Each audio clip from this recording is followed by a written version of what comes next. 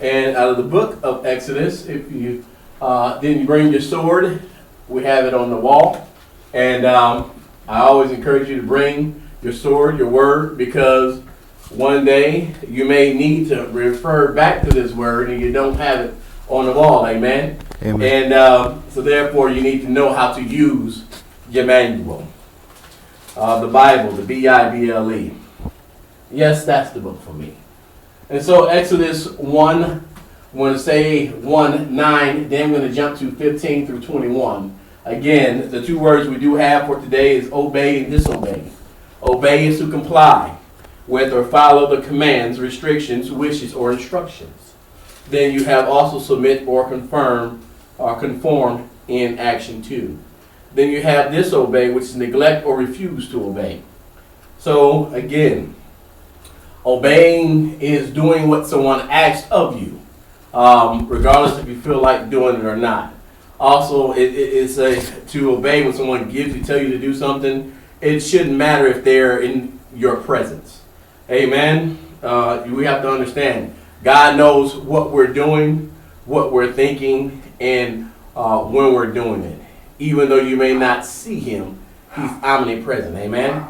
Amen. Which means he knows the secret things. And so you have to understand, obey or not obey. So Exodus 1:9, again, when they go to 15 through 21, we're going to start at 9. There's a point to it. And it says, and he said, he being the new king of Egypt. He says, and he said unto his people, behold, the people of the children of Israel are more and mighty than we. Okay? So like we normally do, we're going to break each verse down, one verse at a time. But we're going to read all of them at first. And then we jump down to 15 through 21 and it says this. And the king of Egypt spake to the Hebrew midwives, of which the name of the one was Shepherah, and the name of the other Puah.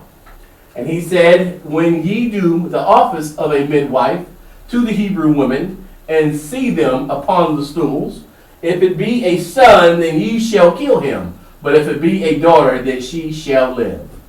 But the midwives fear God. Say, fear God. Fear God. And did not, as the king of Egypt commanded them, but saved the men, children alive.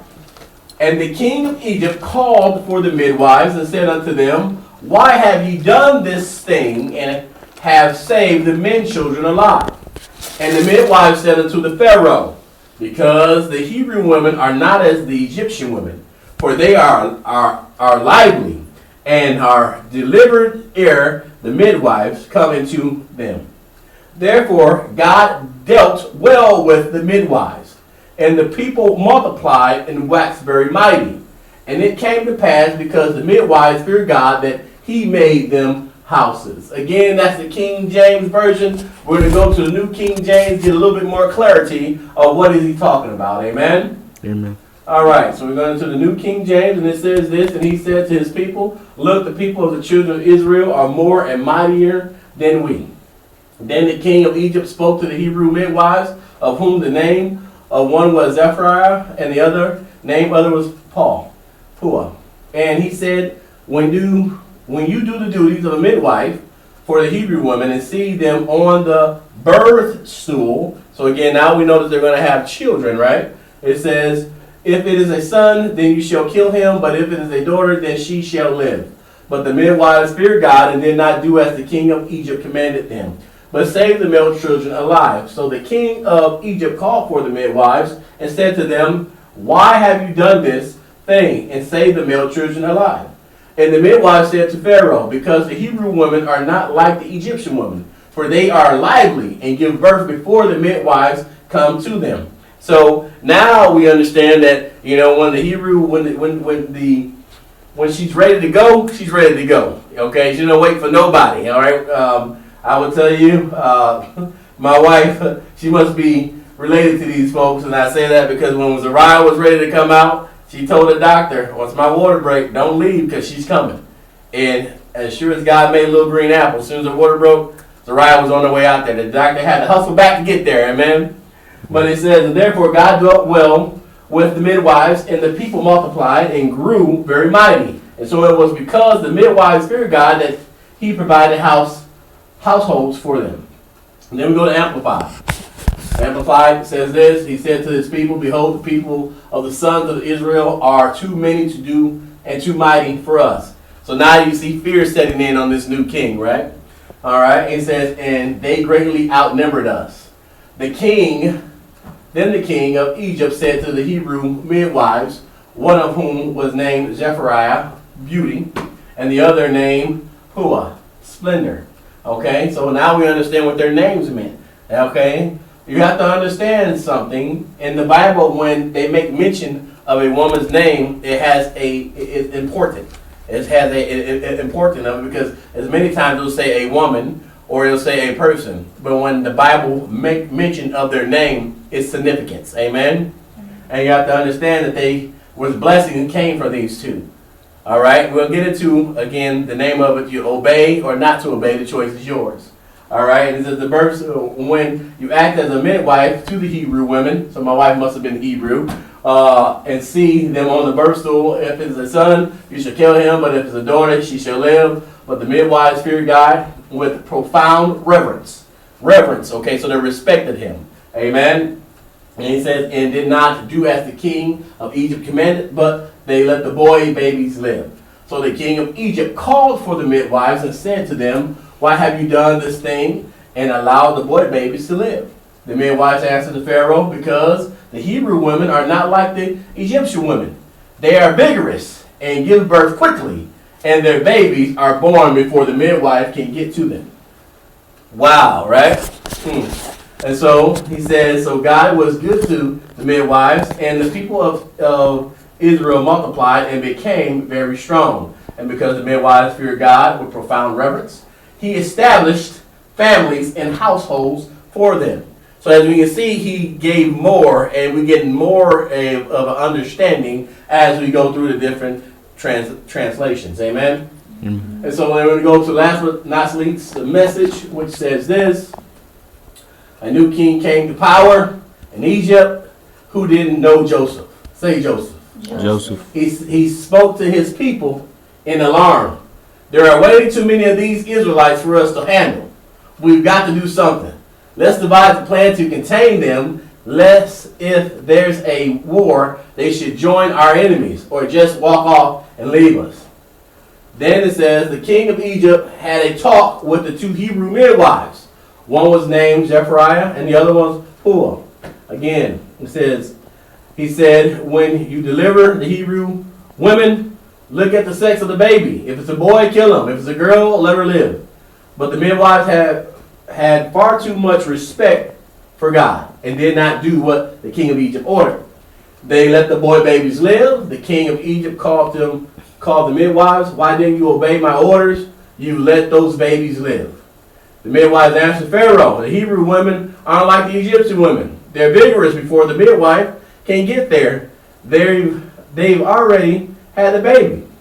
God was pleased with the midwives, and the people continued to increase in number. A very strong people, and because the midwives honored God, God gave them families of their own.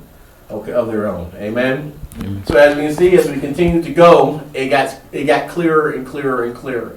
Again, the word tells us to get wisdom, and while you're getting understanding. Amen. Mm-hmm. It's kind of like if you do not understand something, how can you live it? How can you apply it? How can you do it? You know, so we have to understand to get understanding. Amen. Mm-hmm. All right, so we're going to go to the King James. I'm switching up this time. I normally use the New King James, but I'm using my parallel Bible. So we're going to use the King James, which is the first slide, son. Go back one. All right, and we're going to get started. And so we're going to start with verse 9. And like I said, we're going to work this thing out. Okay, so what do we get out of verse 9? As we've done before. And verse 9 says, and he said unto his people, behold, the people of the children of Israel are more and mightier than we. What does that say to you? That they got more strength. And more strength, okay. Energy. More power. All right, more power. There's more of them. Yes, exactly. There is more of them. What does it say about the new king?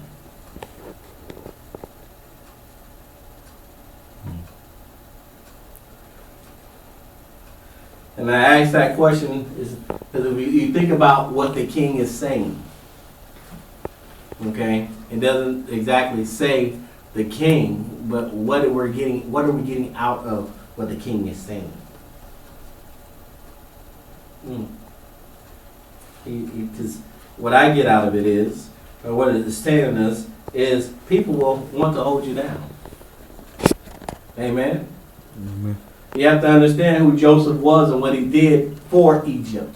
And what he did for the previous Pharaoh. Okay? What he did for the previous king.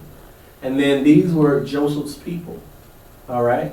And so he said, this king is saying, and he said unto his people, behold, these people of the children of Israel are more and mightier than we are. Now, it doesn't say that they had went to war with them, that they tried to take over their country, that they tried to cause any ill or harm to them. But he was scared. He was scared for no reason. So we also have to understand this too, because he's looking at these people, and he's like, well, we got to do something about it. We got to do something about it. Because there's more to them than us. But there's no cause for it. There's no cause for it. So you have to understand there's going to be people in your life who's going to see things, who's going to think that you have more, that you're doing more, or as they say, doing the most. And they're going to say, we're going to have to stop that. We're going to have to hold them back. We're going to cut this out. They got more than me. They're doing more than me. When you're at no point in time ever try to be a threat to them. Amen? And so, again, this is not nothing new. It's just something true. You have to understand, beloved, that this type of mentality, thought process, happened way back when. Isn't it amazing how we read different examples in the Bible and it's so relevant today? Because people is going to hate the fact that you are being blessed, or that you are blessed. Amen? And so there's going to be people that wants to hold you down.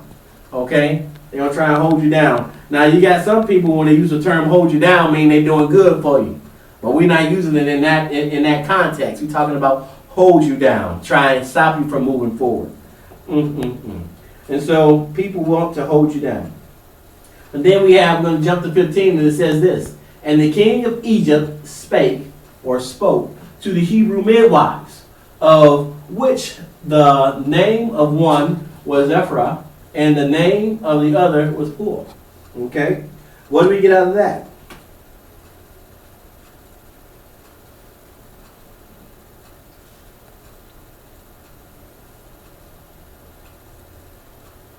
The Egypt king spoke to the Hebrew midwives. Yes, he talked to them. And he's talking to them. And you know, again, it's very significant that he talked to these two women. What is it saying about the king?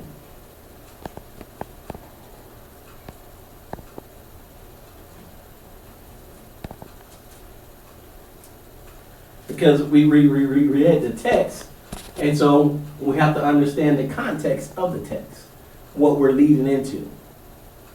So you have to understand, 9 times out of 10, when someone is going to hold you down, they're going to ask you to do the dirty work.